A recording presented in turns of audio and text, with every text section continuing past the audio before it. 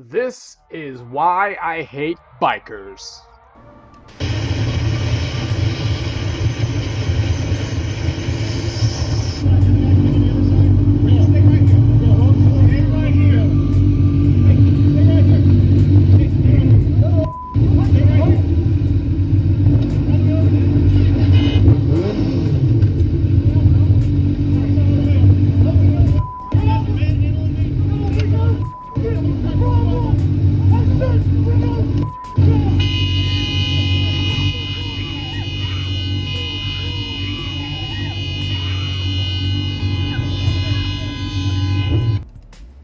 You are watching your Fast Life Motorcycle channel. Alright guys, so first of all, let me clarify. When I started this video I said this is why I hate bikers, but obviously this is a bike channel, so I'm a biker myself. So I don't hate bikers, I love bikes. In fact, I have a little bit of an inspirational story that I want to do for a video coming up pretty soon about something that happened to me recently that had to do with how excited I am about bikes and always have been. But I do hate bikers who make us all look bad and who don't accept responsibility for their actions. I'm gonna break down this video because I know a lot of people, even people that are some of my fans and people that that I have some kind of relationship with, whether it be online or otherwise, because for whatever reason a lot of people will miss some details, some very, very fundamental details that are in this video that represent why I do not side with the bikers on this video, even though I myself am a biker. So I'm gonna break it all down. Let's watch the video. And the first fundamental problem starts in the very, very beginning right here. Okay, what you see right there is a motorcycle moving at a very high rate of speed. As you can see, the speed differential between the bike and the car is severe. That's number one. Number two, the bike is in the wrong lane. He's in the slow lane trying to pass this car. You should be passing on the left-hand side. Now, I will admit, myself, like many riders, I don't always follow the rules of the road as I should, and sometimes I have a little bit too much fun on the road, but I own up. If I do something wrong, I own up to it. And generally speaking, I would not do a pass like that. That's dangerous and it is illegal.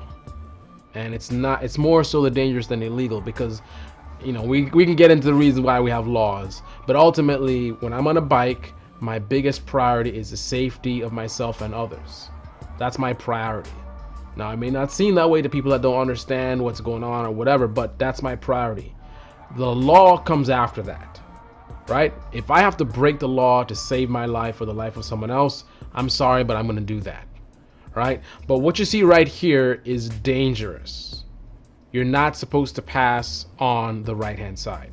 Now, number two, a lot of riders, and this is a critical factor, please follow me with this. A lot of riders will miss out on this detail because unfortunately in the biker culture, we have this kind of a very, very always pointing fingers. It's always the next guy. It's always the cagers. It's never the bikers.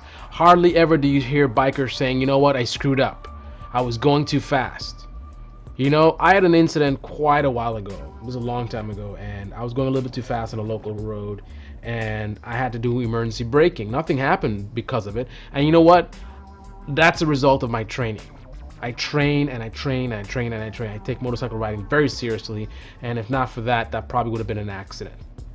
Right? So because of my training, because of my defensive riding, I was able to not have an incident, but I could very well have had one. I came very close to having one because of the fact of my speed was too fast for the area.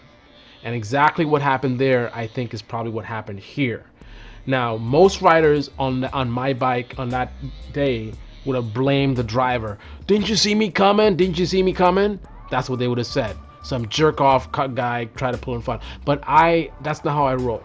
I know that my speed was too high for that road, which means I was putting the driver at a disadvantage. I'm riding a very small vehicle, which is hard to see. It's hard to perceive how quickly I'm closing on him. And also, the assumption is made that I'm following the law, right? So following the law would mean he had plenty of time to pull out. Unfortunately, I was speeding, but he has no way of knowing I'm speeding because I'm so far away he can't really tell. He may not even seen me in time. The time when he looks out the window before he pulls out, I could have been so far away that he didn't even see me. Or if he saw me, I'm so far away that if I'm doing the speed limit, he has plenty of time. So he could check and see that it's safe. It appears to be safe, and he pulls out. But I'm moving so quickly that as he's pulling out, I come very close to hitting him. Same thing here, watching this video. This biker is riding so fast that this guy could have made his lane change. He could have looked in his mirror and seen that it was clear. Maybe he saw the bike, maybe he didn't see the bike. If he saw the bike is so tiny and it looks so far away, and assuming that the bike is going at the speed limit, that's the assumption. The assumption is that you're following the law, right? Or you're driving somewhere close to the normal speed. So even if he saw it, it would be like, whoa, that bike is so small, it looks like he's so far away, so I have time to make my lane change. And he's certainly not going to be going faster than me on the right lane, right? So definitely this seems like a very safe move to make. And you're not, when you make a lane change, you don't look in the mirror the whole time. You got to look where you're going. You check your mirrors to see if it's safe, and then you look forward and you make your maneuver. Now, if you're extra safe like me, you do double checks, but most drivers don't do that. Most bikers don't do that, right? And that's why I double check, because of things just like this. You checked a second ago and it was safe then, but is it still safe now? I love to double check stuff. But again, the average biker and driver does not do that. So, before you assume that this guy just pulled out in front of the bike and he didn't check, or he saw the bike and he did it on purpose, he's trying to kill the biker. That's the paranoid stuff that bikers say. Yes, there are jerk-off drivers out there, and it's not that they're specifically against bikers, even though there's some that are specifically against bikers. Drivers in general, look up the statistics against road rage. A lot of those incidents are not bike incidents, it's car against car. People get out of their cars and they shoot each other, they fight, they hit each other's cars, they do all kinds of craziness. That is a craziness that happens in the United States of America, where people just have severe anger management issues all over the place, where violence is accepted. Someone insults your wife and you punch him in the face, you're gonna get hand claps probably. You know what I mean? Just because someone said something, verbal, just words, sounds traveling through the air, it's worth you punching someone and maybe causing them brain damage or something like that. That really makes sense. But that's the culture we live in. That's acceptable behavior. So road rage is very, very common. But bikers, again, like to be, everybody's against the bikers. They hate the bikers. They're trying to kill us. And again, there are people that do try to kill us and do try to mess with us, but it's not that all the time. It's just like pulling the race card. For bikers, it's the cager card. I mean, it is interesting. I never thought of the people, but that's what it is. It's like people who pull the race card. Bikers pull the cager card. It's always the stupid cager, idiot cagers. The cagers, never the biker's fault. When you're speeding, if you so choose to speed, one of the things that you're accepting, you have to accept, is the fact that people cannot judge how fast you're approaching. They cannot judge how quickly you're gonna be up on them. And you're very tiny, you're hard to see. So number one, they may not even see you. Now these bikes have a tremendous capability of speed. So when the guy checks in the mirror and you're so far away, in seconds from that, you could be right on them, right? But they can't know that. They don't know how fast you're going. All they do is look in the mirror and they see this little tiny dot of a bike way over there. They don't expect you to be flying down the road 150 miles per hour. So if you're gonna do something like that, you have to accept that that is the position you're putting yourself in. So you can't just be riding around, mind your own business, whatever. You gotta basically ride like you're invisible, right? That's what good riders do. And if you're riding like you're invisible, things like this doesn't happen because you approaching at a high rate of speed. If I was this guy going at that rate of speed, this would not happen because I would ride like he can't see me. And if he can't see me, that means the lane next to him is clear. So therefore, he can make a lane change at any point in time. So I need to be expecting that. And that's how I ride. And that's why you don't see me posting videos of, oh, I had to go down. You see a lot of other motovloggers doing that. But why don't you see me, knock on wood? Why don't I have the video posting about, oh, look at me, Because I don't ride like that. I may ride fast, I may violate the rules or whatever sometimes, have a little bit too much fun, but I ride defensively. And this is not riding defensively. This is riding arrogantly, right? This is the kind of stuff that people get against bikers for. And then the fact that other bikers will watch this video and be like, oh man, jerk off cager. No, jerk off biker. And then watch what happens next.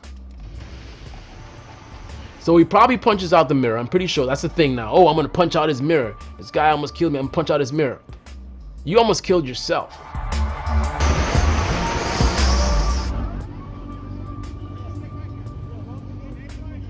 So now there's a confrontation. This is the guy in the car, and this guy's basically, it's like a hit and run, because I think he hit the mirror and now he's trying to leave the scene. The guy's like, no, stay right here. Yeah, he seems to be being respectful. He's not cursing him out or anything like that, but he's like, hey man, you stay right here. Okay, now is where the driver, for the first time, in my opinion, goes too far. This is where he makes a mistake. Look what he's doing. Wrong. That is not the way you deal with this. You are not a police officer. This is not your job. You do not stand in front of anybody's vehicle. This is how stupid people in this country, I know other countries too, but this is the country I live in, how stupid people in this country behave. And a police officer even did the same thing. If you guys remember the Ferrari incident, the police officer stood in front of the car and had his foot under the tire or something like that. You do not stand in front of a vehicle. I don't care what the situation is, you do not stand in front of a vehicle. And right now, you're going from being assertive and like, hey, you guys stay right here, to now you've crossed the line, to now you're putting your life in danger. You don't know who these bikers are. What if this biker pulls out a gun and shoots you? You do not do this. If you tell a guy stay right there and he doesn't want to stay right there, you take the license plate number down, you take a photo, you document this stuff, and you call the cops. You do not do this.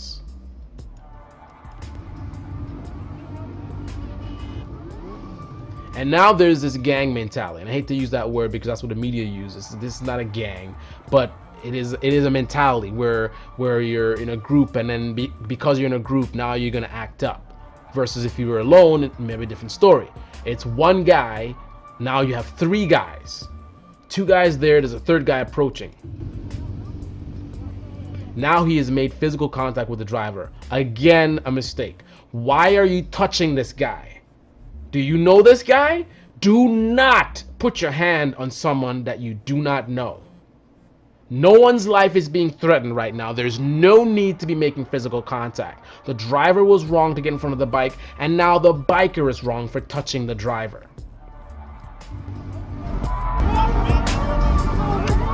And now he has assaulted the driver. So now the biker has taken it to the next level. So we start off with one biker who was wrong by hitting the car. And now he's trying to leave the scene of an accident, essentially. I guess you could consider that an accident. I don't know if he would or not. Hitting the mirror, I don't know. A scene of a crime. Now this guy has now assaulted the driver. The driver, yes, he was wrong for standing for the motorcycle, but he didn't assault anybody. He's just being stupid and reckless. But now these guys are criminal. He hit the mirror. Now this guy has assaulted him. So now two of these bikers have committed crimes. And now here comes this gang mentality. Again, I don't mean gang like a... So now he has punched the guy in the face. Now the next thing that happens to me is... excuse my language, I like to treat things professional, but for lack of a better way of describing it, you're about to see hashtag bitch mode.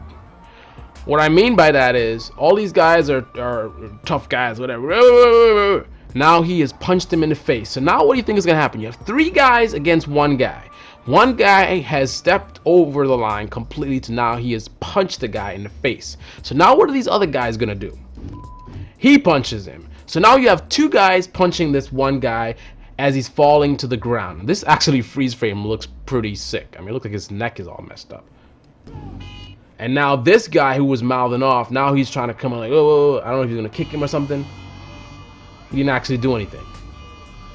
And now she pulls out the gun. As she should. And this is the reason why you don't go up to random strangers. I don't care how tough you think you are. I don't care how quote-unquote badass you think you are.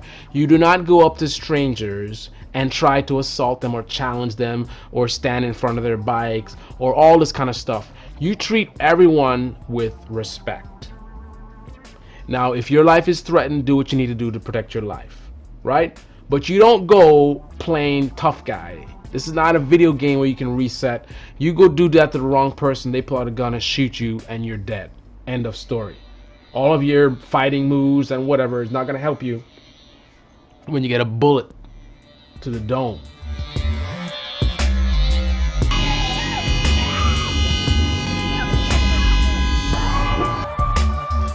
Now I know I'm probably going to get a lot of hate for this video, but here's what's not going to happen. People who are going to hate on this video and thumbs it down and say all kinds of nasty comments, they're not going to be able to challenge the points that I made. And if you missed them, rewind the video, watch it again, hear the clear, logical points that I made, and I invite you to challenge them logically. Every single point about the fact that the biker was speeding, the fact that the biker essentially set up the driver, I almost said cager, set up the driver to kill him. It's almost like I'm holding a gun out and you reach out and you're squeezing my finger on the trigger. And then when the bullet goes off and hits you in the shoulder and you say, oh, he shot me. But you had your finger on the trigger. This guy had his finger on the throttle, or his hand on the throttle, going too fast in a slow lane, and then doesn't want to accept the responsibility for that. Essentially what he did is the equivalent. I will say this with confidence. What he did is equivalent. If there was a switch on your bike that could make the bike go invisible, it's like he pressed that button, the bike went invisible, and then he's mad that someone almost hit him.